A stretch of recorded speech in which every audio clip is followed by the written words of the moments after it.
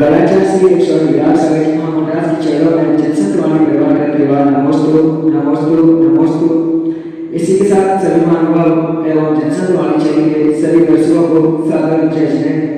आप देख रहे हैं जनसंतवाणी चैनल के माध्यम से मन की बात में श्री गणेश सागर जी के साथ कार्यक्रम प्रतिदिन शाम 5 बजे दिखाया जाता है। आज का यह कार्यक्रम श्री 1000 दिगंबर जैन मंदिर मेहरौली जिला उत्तर प्रदेश से प्रसारित किया जा रहा है। आज के गुरुनाथ परिवार श्रीमती चीना जैन, श्रीमान संजय जैन, कुमारी साक्षी जैन, कुमारी मीनाक्षी जैन, मेहुल जैन समस्त परिवार बलबीर नगर सादरा दिल्ली ने सौभाग्य प्राप्त किया है। इनके सौभाग्य की जनसंतवाणी परिवार अनुमोदना करता है। इसी क्रम में चलते हैं पूज्य गुरु श्री चरणों में करते हैं प्रकार नमोस्तु हे स्वामी नमोस्तु नमोस्तु नमोस्तु। यहाँ पर सर्वप्रथम प्रश्न अजय जैन शास्त्री नगर दिल्ली से आया है। हे स्वामी नमोस्तु। मेरा प्रश्न यह है कि गुरुदेव के दर्शन नहीं हो पा रहे हैं, मन घबराता है, क्या करें जिससे दर्शन मिल जाए और ये कौन से पाप का उदय है?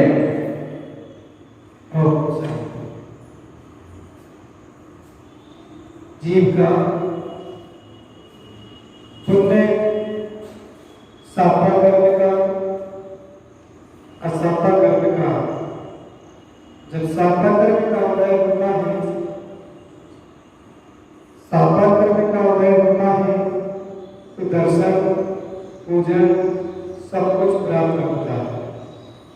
जब साफा करने का उदय होता है तो दर्शन से वंचित हो जाया करता है। अभी लॉकडाउन के चलते हुए कोई भी श्रावक यहाँ से वहाँ नहीं पहुँच पा रहा है, गुरु के दर्शन नहीं कर पा रहा है, तब से नहीं आ पा रहे हो, लेकिन मन से आपके पवित्र विचार पवित्र भावनाएं हैं, दर्शन करने की भावनाएं हैं, आपके लिए गुरुओं का यहीं से आशीर्वाद प्राप्त हो जाता है। जब स्थिति अनुकूल हो तो आप गुरु के दर्शन करने जरूर पहुंचे। मेरा आशीर्वाद यही है और समय के अनुकूल समय की स्थिति को देखते हुए अपन को बात करना चाहिए।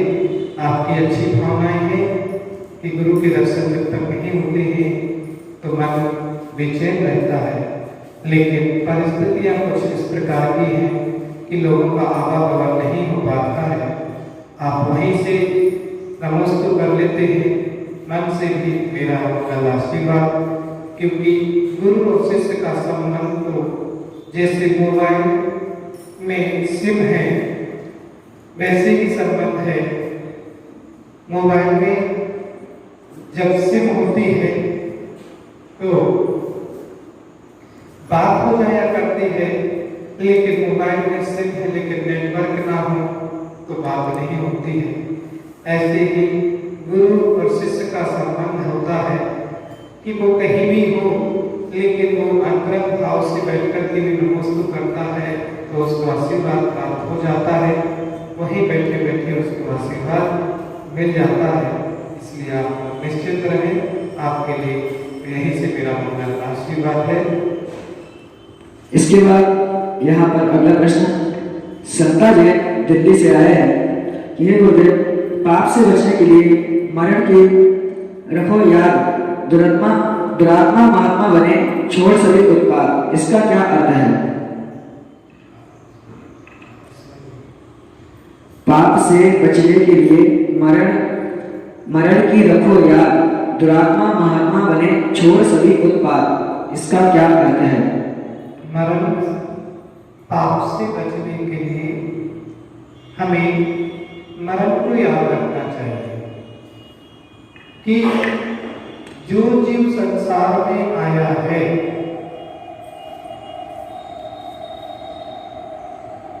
उसे एक ना एक दिन जाना जरूर है। मरना सबको है, जब मरना ही है तो वीरता के साथ धीर होकर के मरण को प्राप्त, कायरता से नहीं। हम अपने अपनी वृत्तों को धारण करके समता रूप भाव रख करके मरण को प्राप्त करें, संलेखना पूर्वक मरण करें। पापी को भी मरना है और पुण्यात्मा को भी जाना है। जाना सभी को है, तो पुण्य करके जाना, अच्छे काम करके जाओगे तो सब लोग याद रखेंगे और परभव भी अच्छा होगा। इन पंक्तियों का अर्थ यही है कि चाहे पापी हो चाहे पुण्यात्मा, मरना सबको, तो मरने के लिए मरण याद रखना चाहिए कि मरना सभी की है।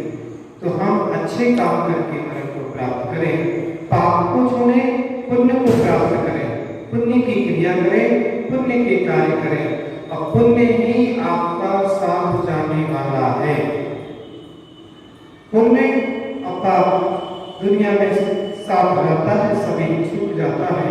तो उसी के अनुसार व्यक्ति के लिए अच्छी गति सुगति की प्राप्ति होती है और जो पाप रूप कार्य करता है दुर्गति की उसको प्राप्ति हुआ करती है। इसी के बाद यहाँ पर अगला प्रश्न पवन जैन चित्तौड़गढ़ से आया है। हमारे परिवार में बेमनस्ता चल रही है, हम शांति चाहते हैं, इसके लिए क्या करें? शांति के लिए धैर्यता, समता, शब्दों में मत उलझो। किसी ने कुछ कह दिया तो तुरंत उस शब्दों में उलझ मत जाओ, तुरंत जवाब मत दो। आप धैर्य रखें, शब्द को समझो, शब्द के अर्थ में जाइए। एक एक शब्द के अर्थ में जब आप पहुंचेंगे तो आपकी बेमनस्ता से बचोगे। अभी आपस में परिवार में होता क्या है कि आपने एक परिवार के किसी सदस्य ने कुछ कह दिया, आपको वो मन में बात लग जाती है, आपको बेमनस्ता बना करके बैठ जाते हैं और उससे देश करना प्रारंभ कर देते हैं। शब्द के अर्थ में जिस दिन हम चलने लगेंगे, उसके अर्थ को जानने लगेंगे। जैसे कि माना किसी ने आपको से कह दिया कि आप तो पागल हो, और पागल हो आपको कह दिया, अब अपने में आपको क्रोध आ गया, गुस्सा आ गया। लेकिन पागल के अर्थ में जाकर के देखिए, पाप प्लस गा, जो पापों को गलाता है वो पागल है, जो पापों को गलाता है वो पागल है। अपन तो पापों को गलाने के लिए बैठे हैं। अब इसमें बेमनस्ता नहीं बनेगी और घर में परिवार में आपको सामंजस्य बनाना है तो एक दूसरे की सुन करके चलना होगा। किसी ने कुछ कह दिया है तो उसको सुन लो, तुरंत जवाब मत दो, तुरंत उसका प्रतिकार मत करो। तुरंत प्रतिकार करोगे तो बेमनस्ता बढ़ेगी। इसलिए सामंजस्य बनाने के लिए आपस में एक दूसरे की सुन करके चलो। और दूसरी बात है, यदि कोई गर्म होता है तो एक को नरम होकर के चलना। आप उस स्थान को छोड़ दीजिए, दूसरे स्थान पर बैठ जाइए, दूसरे स्थान पर पलायन करना है। वहीं पर रहोगे तो चिड़चिड़ापन आएगा, विरोध आएगा। आप उस स्थान को बदल दीजिए। परिवार में बेमनस्ताएं तो होती हैं, लेकिन उसको बदलने के लिए सबसे अच्छा उपाय दूसरा है, जितना आप स्वाध्याय करेंगे, आपका ज्ञान बढ़ेगा, चिंतन बढ़ेगा, उतनी बेमनस्ता आपकी दूर होगी। और जब अपन स्वाध्याय नहीं करते हैं, ज्ञान नहीं होता है, तो बेमनस्ता अधिक बढ़ती चली जाती है। यहाँ पर अगला प्रश्न सुरेंद्र जैन बड़ा मलेरा मध्य प्रदेश से आया है। यह पूछ रहे हैं कि मानव क्या है? मानव का अर्थ मनन, जिसका मनन करने का, चिंतन करने का भाव है वो मानव है। जिसको मनन करने की शक्ति है, चिंतन करने की शक्ति है, वो मानव है। मानव में चिंतन करने की, मनन करने की शक्ति है। पशु में नहीं है। आप इसलिए मानव हैं कि आप मनन कर सकते हैं, चिंतन कर सकते हैं, अच्छे बुरे का विचार कर सकते हैं, ये अच्छा है कि बुरा है, हित है कि अहित है, इसका मनन करने की आपके अंदर शक्ति है, सामर्थ्य है। और आपके अंदर आचरण करने की, आचरण को उतारने की शक्ति है, सामर्थ्य है। और वो संयम धारण करने की शक्ति है, रत्नात्रय धारण करने की शक्ति है, इसलिए महान है। मनुष्य पर्याय इसलिए तो महान है, मानव जीवन इसलिए महान है। मानवता में दया है, करुणा है, वात्सल्य है, स्नेह है। मानव धर्म में उसके पास दया भी है, करुणा भी है, वात्सल्य है, स्नेह भाव है, ये सब मानव के पास है। जहाँ संयम धारण करने की क्षमता है, जहाँ महाव्रत धारण करने की क्षमता है।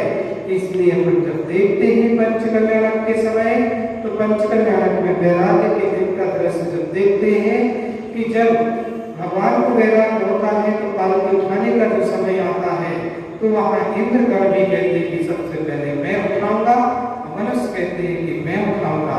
लेकिन जब वहाँ पर निर्णय होता है तो पहले मनुष्य को उठाने का सबसे पहले अधिकार मिलता है, क्योंकि उनके पास व्रत धारण करने की सामर्थ्य है। देवों में वो सामर्थ्य नहीं है, असंयम धारण नहीं कर सकते, इसलिए मानव महान है। और मानव मनन करने की शक्ति है, चिंतन करने की शक्ति, इसलिए मानव है। इसी के साथ यहाँ पर एक और प्रश्न मनोज जैन समाज मध्य प्रदेश से आया है। अपने ध्यान को एकाग्र करने के लिए क्या करना चाहिए? मन को एकाग्र करना है तो वस्तु का चिंतन करना चाहिए। मन चलायमान है, मन चंचल है। मन को एक वस्तु पर केंद्रित करें, एक वस्तु को चिंतन करें और वह एकाग्रता बनाना है। तो सबसे पहले आपको चाहिए कि आप अपने मन को संभालने के लिए जो हमारा नवोत्थान मंत्र है, इसको श्वास पूर्वक पढ़िए। और जब या तो नवोत्थान मंत्र को उल्टे तरीके से पढ़िए, नमो लोई सर्वसाधारण असर्वसाधारण से चालू करिए, तो आपका एक पद केंद्रित है कि मैं कौन सा पद बोल रहा हूं, कौन सा शब्द बोल रहा हूं। आपका मन एकाग्र होगा और मन ऐसे ही एकाग्र किया जाता है कि उस वस्तु पर आप केंद्रित हो गए, फिर आप धीरे धीरे मन को केंद्रित कर लेंगे, एकाग्र कर लेंगे। क्योंकि अभी हमारा मन इतना चंचल है कि एक मिनट यहाँ बैठ कर के भी अनेक तरीके के हमारे मन में विचार आते हैं, अनेक तरीके के मन में भाव आते हैं। मन चंचल चलायमान हो जाता है। उसको एकाग्र करने के लिए हम स्वाध्याय करें, स्वाध्याय से मन एक ज्ञान की वृद्धि भी करें। जब मन खाली होता तो कहते हैं ना, मन खाली मन शैतान का है, खाली दिमाग शैतान का दिमाग। तो जब खाली दिमाग होता है तो शैतान का काम करता है, और जब कोई दिमाग में कोई बात चलती रहती है तो उसका उपयोग लगा रहता है। ज्ञान होगा तो आपका मन एकाग्र बना रहेगा, चिंतन चलेगा। ज्ञान नहीं होगा तो आपका मन एकाग्र नहीं हो पाएगा। जैसे कि परीक्षा देने के लिए विद्यार्थी के पास जब ज्ञान होता है, पेपर देने बैठता है, तो वो खटाखट लिखता चला जाता है। उसको 3 घंटे कब निकल जाते हैं पता नहीं चलता है। और जिसको कुछ नहीं आता है और वो लिखने बैठता है तो उसको 3 घंटे 3 साल के बराबर लगते हैं। 1-1 घंटा निकालने के लिए परेशान होता है, कब घंटा निकले, और फिर परेशान होता है। तो जब मन में कोई आपके ज्ञान है, आपने पढ़ा है, तो आपका मन उपयोग लगा रहता है। तो उपयोग को लगाने के लिए ज्ञान की वृद्धि करिए, ज्ञान होगा, उपयोग आपका लगेगा, मन एकाग्र होगा और मन की एकाग्रता बनेगी। इसी सब भावनाओं से आप सभी देखते हैं हर रोज मन की बात, और आप अपने मन की बात करते हैं। यहाँ तक मेरे पास तक आपके मन की बात आती है, आपका समाधान मिलता है। आज महरौनी में यहाँ पर विराजमान है, जिस मंदिर में 18 वेदियां हैं, एक वेदी नहीं, दो नहीं, 18 वेदियां इस जिनालय में है और भव्य जिनालय है। यहाँ पर बैठ करके आप सबको मन की बात कही, आप सब ऐसे ही जुड़े रहें और आगामी समय में आने वाले 5 तारीख को 5 जुलाई को इस वर्ष के चातुर्मास की कलश स्थापना होने जा रही है और चातुर्मास स्थापित होगा। 4 जुलाई से चातुर्मास चालू हो जाएगी, लेकिन 5 जुलाई को गुरु पूर्णिमा भी है। तो गुरु पूर्णिमा और चातुर्मास कलश स्थापना एक साथ कार्यक्रम होगा। तो आप लोग तो इस वर्ष दूर से तो आ नहीं सकते हैं, वहीं से आप अनुभव न करिए। लाइव कार्यक्रम आप फेसबुक पर, यूट्यूब चैनल पर वहाँ देख सकते हैं। दोपहर को 1 बजे से आप कार्यक्रम वहाँ चलेगा और आप सब लोग वहीं से बैठे बैठे अनुभव न करें। सभी के लिए मेरा शुभ आशीर्वाद है। ओम शांति, सर्व शांति।